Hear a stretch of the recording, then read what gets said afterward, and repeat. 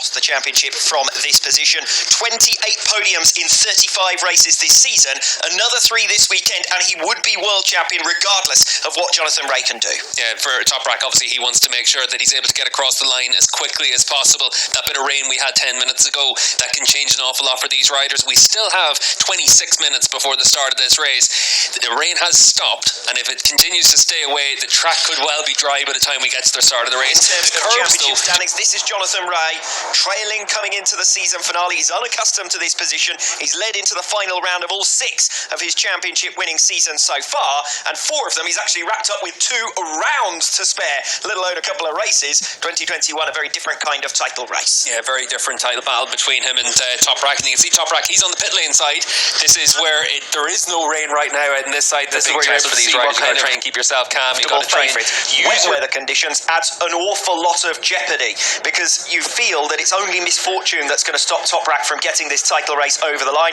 In fact, if he only scores 33 points, that will be job done. 33 points in 3 races, and in only 3 rounds has he retired from a race, and those are the 3 rounds in which he has failed to meet the 33-point mark. Yeah, and you can see the big challenge for Toprak, those dark clouds overhead. You could see in the grandstands as well, the jackets pushing more and more of that weather towards us, so we could easily have another shower before the start of this race. 21 laps is going to be a long race around here in the best of conditions, but in changeable conditions like this, it really is a challenge. Scott Redding here, top scorer in 2 of the last 4 rounds. His championship challenge officially extinguished in Argentina, had a fall in race 1, and that was sort of the straw that broke the camel's back, as it were, although he did go on to take race 2 in San Juan. This is our most recent race winner, Scott Redding. Yeah, and for Redding, it's been a strange season in a lot of ways. He's been very competitive at most of the rounds, but a little bit of inconsistencies, as we've seen from Ducati in recent years, and that's really been what's cost him the chance of challenging for the championship.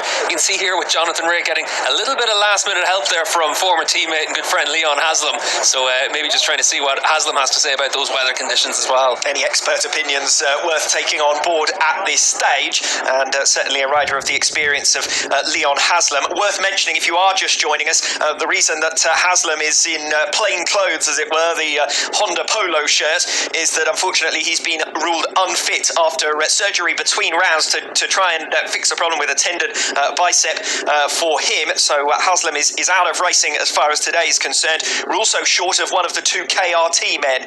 Alex Lowe's had a crash in FP3, and he's also on the injury list. Yeah, and you can see Leon heading out to the grid there as well. Honda do have Alvaro Bautista in action. He's starting from the 3rd row of the grid, and he'll certainly be confident of finishing off his time with Honda with some good results this weekend. The wet conditions, though, depending on just how wet they are, that's going to be a challenge for Bautista as well. Axel Bassani here, who has impressed once again in the Superpole session earlier on today. As far as Superpole results, Toprak Razgatlioglu taking his 3rd pole position in 4 rounds. Jonathan Rea finishing directly 2nd behind him, a 12th front row start in 13 rounds for him.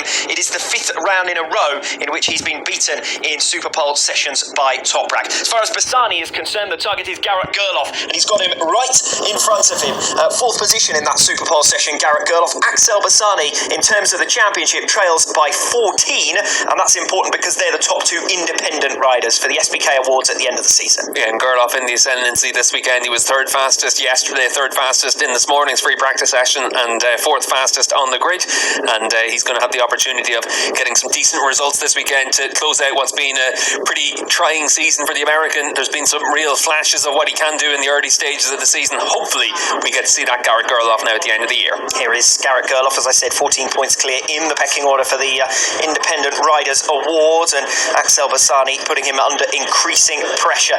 GRT Yamaha actually confirmed the Independent Teams Award winners after Argentina. Of course, they've got Kota Nazane contributing points for them as well. Yeah, you can see here from yesterday's free practice, 2 very different conditions to what we have before us now. You can see the bright sunshine. It was 65 degrees track temperature yesterday. It's now 33 degrees.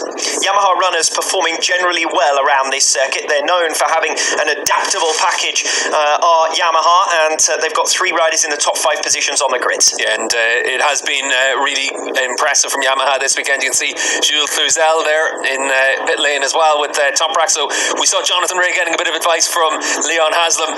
Jules Cluzel just after coming back in from the end of that Super Sport race, so that's about as up to date as it gets for Toprak. Yes, nice and tropical as well. well by the looks of it for Gilles Cluzel, preparing to jump into one of those makeshift paddling pools that they've set up at the back of the pit garages. A couple of umbrellas up